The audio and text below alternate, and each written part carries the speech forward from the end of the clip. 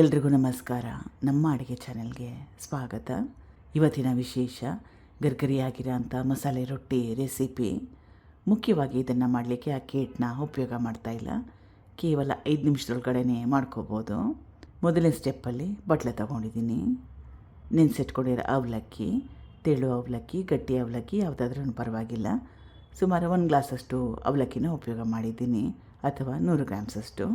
ಅರ್ಧ ಗಂಟೆಗೆ ಮುಂಚೆ ನೆನೆ ಹಾಕಿ ಸಣ್ಣ ಕಟ್ ಮಾಡಿ ಇಟ್ಕೊಂಡಿರೋ ಈರುಳ್ಳಿ, ಕ್ಯಾರೆಟ್ ತುರಿ, ಕೊತ್ತಂಬರಿ ಸೊಪ್ಪು, ಹಸಿರು ಮೆಣಸಿನ್ಕಾಯಿ, ಅರಿಶಿನ ಸ್ವಲ್ಪ, ಉಪ್ಪಿಟ್ಟು ರವೆ ಸುಮಾರು ಒಂದು 4ರಿಂದ 5 ಟೇಬಲ್ ಸ್ಪೂನಷ್ಟು. ಇಷ್ಟ ಇದ್ದರೆ ಇದಕ್ಕೆ ಕಾಯಿ ತುರಿ ಕೂಡ ಹಾಕ್ಕೋಬೋದು. ನೀರಿನ ಅವಶ್ಯಕತೆ ಇಲ್ಲ, ನೀರು ಹಾಕ್ಕೊಳ್ಳೇಬಾರ್ದು. ನೆನೆಸಿಟ್ಕೊಂಡಿರೋ ಅವಲಕ್ಕಿಯಲ್ಲಿ ತೇವಾಂಶ ಇರುತ್ತೆ, ಅಷ್ಟೇ ಸಾಕಾಗುತ್ತೆ. ಚಿರೋಟಿ ರವೆ ಕೂಡ ಉಪಯೋಗ ಮಾಡ್ಬೋದು, ಅಥವಾ ಇಷ್ಟ ಇದ್ದರೆ ಅಕ್ಕಿ ಹಿಟ್ಟು ಕೂಡ ಉಪಯೋಗ ಮಾಡ್ಬೋದು. ಗೋಧಿ ಹಿಟ್ಟನ್ನ ಕೂಡ ಉಪಯೋಗ ಮಾಡ್ಬೋದು. ಜೋಳದ ಹಿಟ್ಟನ್ನು ಕೂಡ ಉಪಯೋಗ ಮಾಡ್ಬೋದು. ರಾಗಿ ಹಿಟ್ಟು ಉಪಯೋಗ ಮಾಡ್ಬೋದು. ಕಲಿಸ್ಕೊಟ್ಟಿದ್ದಾಗಿದೆ. ಮೊದಲೇ ಹೇಳ್ದಂಗೆ ಸ್ವಲ್ಪ ಕೂಡ ಒಂಚೂರು ನೀರು ಕೂಡ ಹಾಕ್ಕೋಬಾರ್ದು. ಇದನ್ನು 5 ನಿಮಿಷ ರೆಸ್ಟ್ ಮಾಡೋಕ್ಕೆ ಬಿಡಬೇಕು.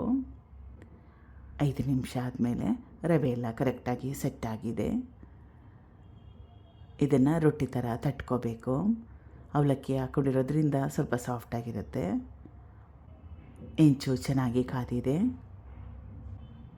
ಆ್ಯಕ್ಚುಲಿ ಈ ರೊಟ್ಟಿಯಲ್ಲಿ ಮಾಡಿಟ್ಟ ನಂತರ ಒಂದಿನ ಆದಮೇಲೆ ಕೂಡ ಗಟ್ಟಿ ಬರಲ್ಲ.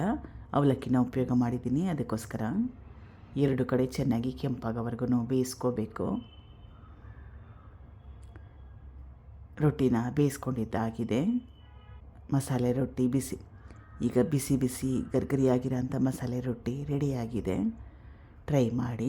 ಕಾಯಿ ಚಟ್ನಿ ಅಥವಾ ಚಟ್ನಿ ಪುಡಿ ಜೊತೆಗೆ best combination. Thank you for watching. ಧನ್ಯವಾದಗಳು.